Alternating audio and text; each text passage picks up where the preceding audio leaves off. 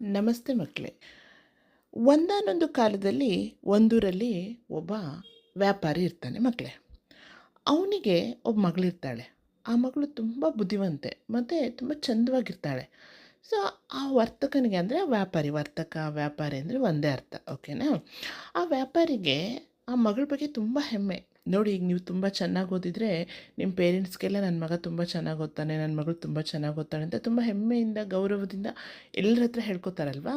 ಹಾಗೆ ಇವನು ಕೂಡ ತುಂಬ ಹೆಮ್ಮೆಯಿಂದ ಎಲ್ಲರ ಹತ್ರ ಹೇಳ್ಕೊತಾ ಇರ್ತಾನೆ, ನನ್ನ ಮಗಳು ತುಂಬ ಬುದ್ಧಿವಂತಳು, ಅವಳು ಹುಲ್ಲು ಕಡ್ಡಿಯಿಂದ ಬಂಗಾರ ತೆಗಿತಾಳೆ, ಅಷ್ಟು ಜಾಣೆ ಅಂತ ಅವನು ಹೇಳ್ಕೊಂಡು ಓಡಾಡ್ತಾ ಇರ್ತಾನೆ.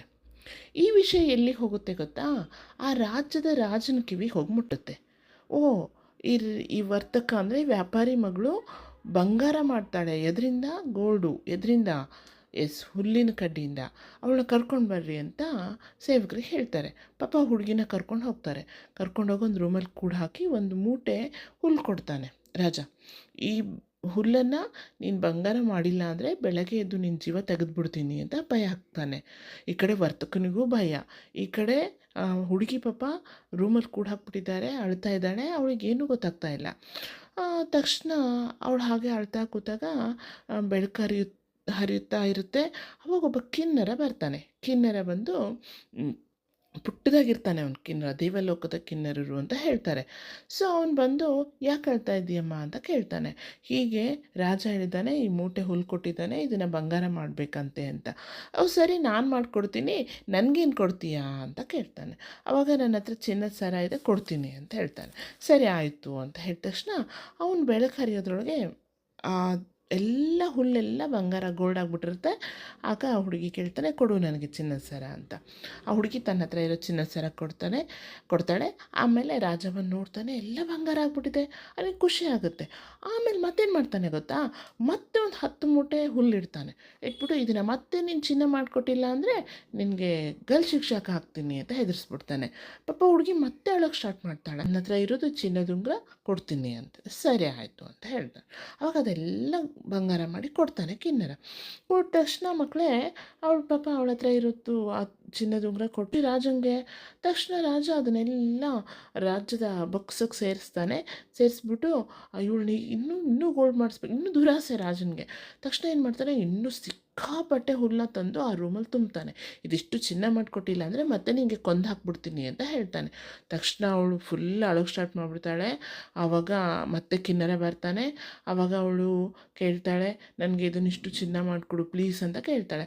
ಇವಾಗ ನೀ ನನಗೇನು ಕೊಡ್ತೀಯಾ ಅಂತ ಕೇಳ್ತಾನೆ ಕಿನ್ನರ. ಅಯ್ಯೋ, ನನ್ನ ಹತ್ರ ಏನೂ ಇಲ್ಲ, ಇರೋದೆಲ್ಲ ನಿಂಗೆ ಕೊಟ್ಬಿಟ್ಟಿದ್ದೀನಲ್ಲಪ್ಪ ಅಂತ ಹೇಳಿದಾಗ, ಸರಿ ನಾಳೆ ನಿನಗೆ ಮಗು ಆಗುತ್ತಲ್ಲ, ನಿನ್ನ ಮದುವೆ ಆಗಿ ಮಗು ಆಗುತ್ತಲ್ಲ, ಆ ಮಗುನ ನಂಗೆ ಕೊಡ್ತೀಯಾ ಅಂತ ಕೇಳ್ತಾನೆ ಕಿನ್ನರ.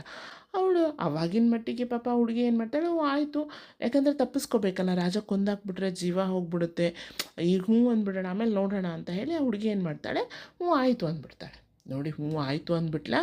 ಈ ಕಡೆ ಕಿನ್ನರ ಏನು ಮಾಡ್ತಾನೆ, ಎಲ್ಲವನ್ನ ಗೋಲ್ಡ್ ಮಾಡಿ ಕೊಡ್ತಾನೆ. ಸರಿ ಆಯಿತು, ರಾಜಂಗೆ ಫುಲ್ ಖುಷಿ ಆಗ್ಬಿಡುತ್ತೆ. ರಾಜ ಹುಡುಗಿನ ಮದುವೆ ಆಗ್ಬಿಡ್ತಾನೆ. ಆಯಿತು, ರಾಜ ಆ ಹುಡುಗಿ ಮದುವೆ ಆದಮೇಲೆ ಅವಳು ರಾಣಿ ಆದಳು, ತುಂಬ ಚೆನ್ನಾಗಿರ್ತಾರೆ. ಪಾಪ ರಾಜ ತುಂಬ ಚೆನ್ನಾಗೇ ನೋಡ್ಕೊತಾನೆ ಅವಳನ್ನು. ಸಿಕ್ಕಾಪಟ್ಟೆ ಬಂಗಾರ ಆಯಿತು, ರಾಜ ಬೊಕ್ಕಸಕ್ಕೆ ಗೋಲ್ಡ್ ಸಿಕ್ತು. ರಾಜ ಸಮೃದ್ಧಿಯಿಂದ ಜೀವನ ಮಾಡ್ತಾ ಇರ್ತಾನೆ, ಪ್ರಜೆಗಳನ್ನೂ ಚೆನ್ನಾಗಿ ನೋಡ್ಕೊತಿರ್ತಾನೆ, ಎಲ್ಲ ಚೆನ್ನಾಗೇ ಇರುತ್ತೆ. ಆಮೇಲೆ ಒಂದು ಸ್ವಲ್ಪ ದಿನ ಆದಮೇಲೆ ಅವಳಿಗೆ ಮಗು ಆಗುತ್ತೆ. ಅವಳು ಕಿನ್ನರನ ವಿಷಯನ ಮರ್ತೇ ಬಿಟ್ಟಿದ್ದಾಳೆ. ಯಾರು? ಆ ಹುಡುಗಿ. ಈಗ ರಾಣಿ ಆಗಿಬಿಟ್ಟಿದ್ದಾಳಲ್ಲ, ಎಲ್ಲ ಮರ್ತುಬಿಟ್ಟಿದ್ದಾಳೆ, ಆರಾಮಾಗಿ ಸುಖವಾಗಿ ಜೀವನ ಮಾಡ್ತಿದ್ದಾಳೆ. ಅವಳಿಗೆ ಮಗು ಆಗುತ್ತೆ ನೋಡಿ. ಮಗು ಆದ ತಕ್ಷಣ ಕಿನ್ನರ ಎಲ್ಲಿರ್ತಾನೋ ಏನೋ ಪ್ರತ್ಯಕ್ಷ ಆಗ್ಬಿಡ್ತಾನೆ ಅವಳ ಹತ್ರ. ಅವಳಿಗೆ ಫುಲ್ ಭಯ ಆಗ್ಬಿಡುತ್ತೆ, ಎಲ್ಲ ನೆನಪಾಗ್ಬಿಡುತ್ತೆ. ಆವಾಗ ಮಗುನ ಕೊಡು ಅಂತ ಕೇಳ್ತಾ ಕಿನ್ನರ. ಅವಳಿಗೆ ಅಳು ಬಂದುಬಿಡುತ್ತೆ. ಇಲ್ಲ, ನನ್ನ ಮಗುನ ಕೊಡಲ್ಲ, ನೀನು ಏನಾದರೂ ಕೇಳು, ನನ್ನ ಹತ್ರ ಇವಾಗ ಬೇಕಾದಷ್ಟು ದುಡ್ಡಿದೆ, ಸಂಪತ್ತಿದೆ, ಏನಾದರೂ ತಗೋ, ಪ್ಲೀಸ್ ಮಗುನ ಬಿಡು. ಎಷ್ಟು ರಿಕ್ವೆಸ್ಟ್ ಮಾಡ್ಕೋತಾಳೆ ಅವಳು ಪಾಪ ಮಕ್ಕಳೇ. ಆದರೆ ಅವ್ನು ಕಿನ್ನರ ಕೇಳೋದಿಲ್ಲ. ಇಲ್ಲ, ನೀ ನನಗೆ ಮಗುನ ಕೊಡ್ತೀನಿ ಅಂತ ಪ್ರಾಮಿಸ್ ಮಾಡಿದೀಯಾ, ನೀನು ಮಗುನ ಕೊಟ್ಬಿಡ್ಬೇಕಷ್ಟೇ ಅಂತ ಹೇಳಿದ ತಕ್ಷಣ ಅವಳಿಗೆ ಅಳು ಬರುತ್ತೆ. ಆಗ ಕಿನ್ನರ ಅವಳು ಅಳೋದು ನೋಡಿ, ಸರಿ ನಿನಗೆ 3 ದಿನ ಟೈಮ್ ಕೊಡ್ತೀನಮ್ಮ, ಆ 3 ದಿನದಲ್ಲಿ ನೀನು ನನ್ನ ಹೆಸರು ಹೇಳಬೇಕು. ನನ್ನ ಹೆಸರು ಹೇಳಿದರೆ ನಾನು ನಿನಗೆ ನಿನ್ನ ಮಗುನ ತೊಗೊಂಡು ಹೋಗೋದಿಲ್ಲ, ನಿನ್ನ ಬಿಟ್ಬಿಡ್ತೀನಿ ಅಂತ ಹೇಳ್ತಾಳೆ. ಅವಾಗ ಅವಳು ತನಗೆ ತಿಳಿದಿರೋ ಹೆಸರೆಲ್ಲ ಹೇಳ್ತಾಳೆ. ರಂಗ, ಮಂಗ, ಕೊಂಗ, ಜಂಗ, ಪಂಗ ಹೀಗೆ ಏನೇನೋ ಹೇಳ್ತಾಳೆ. ಯಾವ ಹೇಳಿದ್ರೂ ಅವನು ಒಪ್ಕೊಳೋದೇ ಇಲ್ಲ. ಅಲ್ಲ ಇದು ನನ್ನ ಹೆಸರಲ್ಲ ಅಂತ ಹೇಳ್ತಾನೆ. ಇನ್ನು ಒಂದೇ ದಿನ ಟೈಮ್ ಉಳೀತು, 2 ದಿನ ಕಳೆದು ಹೋಯಿತು. ತಕ್ಷಣ ತನ್ನ ರಾಜಸೇವಕರನ್ನೆಲ್ಲ ಕರೆಸ್ತಾಳೆ. ಎಲ್ಲ ಮೂಲೆ ಮೂಲೆಗೆ ಹೋಗಿ ಹೊಸ ಹೊಸ ಹೆಸರನ್ನ, ವಿಚಿತ್ರವಾದ ಹೆಸರುಗಳನ್ನು ಹಿಡ್ಕೊಂಬರ್ರಿ, ಕೇಳಿಸ್ಕೊಂಬರ್ರಿ ಅಂತ ಕಳಿಸ್ತಾಳೆ. ಎಲ್ಲ ಕಡೆ ಹೋಗ್ತಾರೆ ಸೇವಕರೆಲ್ಲ. ಎಲ್ಲರೂ ಬಂದು ಹೇಳ್ತಾರೆ. ಸರಿ ಎಲ್ಲ ಆಯಿತು. ಆಗ ಇನ್ನೇನು ಕಿನ್ನರ ಬರಬೇಕು. ಆ ಟೈಮಲ್ಲಿ ಒಬ್ಬ ಸೇವಕ ಬರ್ತಾನೆ. ಮಹಾರಾಣಿ, ಒಂದು ವಿಚಿತ್ರವನ್ನು ಕಂಡೆ ನಾನು. ಬೆಟ್ಟದ ಮೇಲೆ ಒಬ್ಬ ಗಿಡ್ಡು ಹುಡುಗ ಕುಣಿತಾ ಇದ್ದ, ಡ್ಯಾನ್ಸ್ ಮಾಡ್ತಾ ಇದ್ದ.